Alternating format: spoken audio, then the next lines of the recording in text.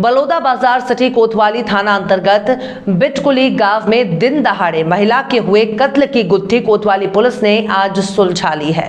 दरअसल बिटकुली गांव में कल सुबह करीब 8 बजे घर में ही महिला के खून से सनी लाश मिलने की सूचना पुलिस को मिली थी। घटना के बाद पूरे गांव में सनसनी फैल गई। दरअसल महिला की हत्या करने वाला कोई और नहीं बल्कि महिला का सगा देवर निकला। पुलिस के मुताबिक मृतका का देवर नरेंद्र खरे अपनी भाभी पर टोना जादू का शक करता था और अपनी तबीयत खराब होने की वजह अपनी भाभी को मानता था।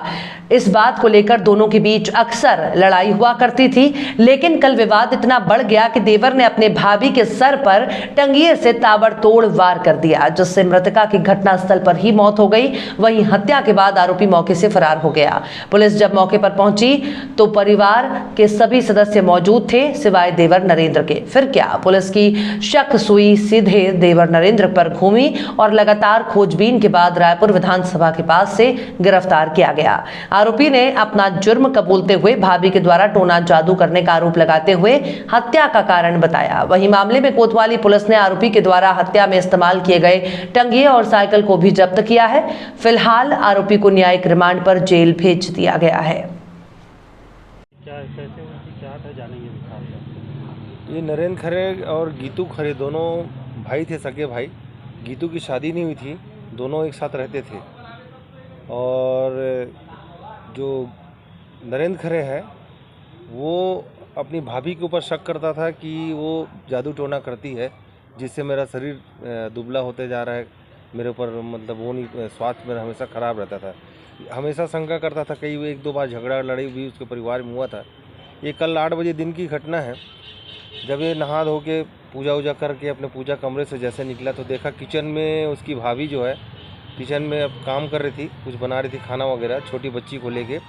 अचानक आवेश में आया, टंगिया लेके उसे गले पर वार कर दिया और उसे लगातार वार करते रहा। छोटी बच्ची उसी के साथ थी, एक बच्ची दरवाजे के पास थी, एक मेन दरवाजे के पास थी। जब इनको पता लगा कि मम्मी रो रही है, मतलब मम्मी को मार दिए हैं, खून निकल रहा है, छू के देखें लोग, तो इन्होंने जाके अपने रिश्तेदारों को बताया तो रोहित नाम का आदमी थाना में सूचना दिया। तत्काल टीआई महेश ध्रुव साहब अपने दल बदल वहाँ पर पहुँचे। पहुँचने के बाद देखे कि वो मृतिका मर चुकी थी, उसके घर में उसका पति था और उसका देवर फरार था। तो देवर के ऊपर शुरू से शंका हुआ और इस दौरान पूरा 100 का पंचनामा कार्रवाई करके पीएम के लिए भेजा गया और वहीं से उसकी पतासाजी के लिए भीड़ गए। तो जो आरोपी था नरेंद्र जिस अला जरब से जिस टंगिया से मारा था उसको पानी से अच्छे से धो दिया था, घर के कोने में छिपा दिया था।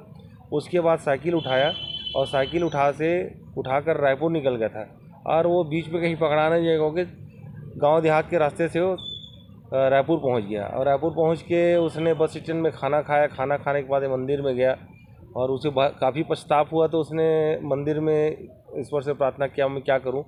फिर ये सोचा कि चलो मैं पछताप करता हूं। पछताप करने के ध्येय से वो विधानसभा रोड तरफ आए थे, तो महेश ध्रुव टीआई साहब की जो पार्टी है सिटी कोतवाली की, उन लोग आए, उसको पकड़ के लाए यहाँ पे।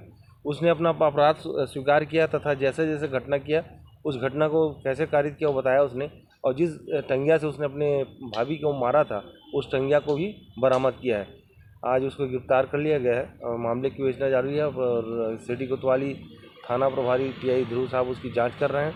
ये संपूर्ण कार्रवाई इस घटना के संबंध में हमने अपने तत्काल वरिष्ठ अधिकारियों को बताया, जिसमें हमारे एसपी साहब कल्याण साहब और एडिशनल एसपी पीताम्बर पटेल साहब तत्काल निर्देश दिए और उन्होंने भी शुरू से घटना के बारे में सुना तो संदेह उसके भाई नरेंद्र के ऊपर ही किया और उसी के अनुसार पतासाजी करके इस मामला का डिटेक्शन किया है।